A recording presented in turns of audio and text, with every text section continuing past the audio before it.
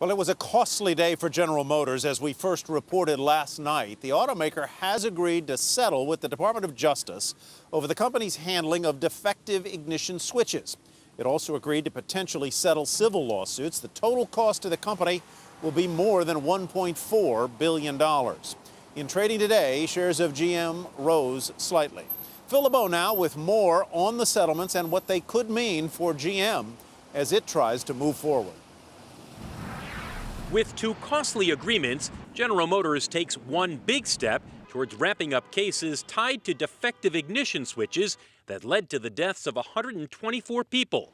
First, GM and the Department of Justice reached a deferred prosecution agreement for failing to disclose a safety defect and committing wire fraud. That means GM won't face those charges in exchange for meeting several conditions, including paying a fine of $900 million.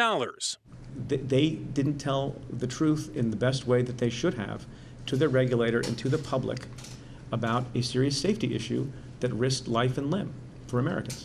One of those victims was 16-year-old Amber Rose. Her mother called today horrifically painful, partially because no past or present GM employees are facing individual criminal charges.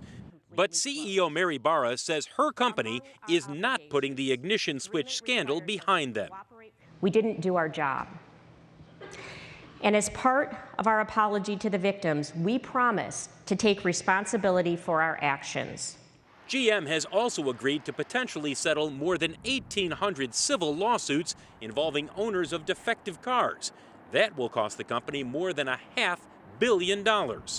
These settlements mean many, but not all of the legal cases surrounding defective ignition switches have now been resolved.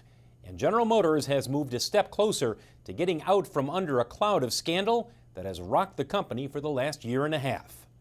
Phil LeBeau, Nightly Business Report, Chicago.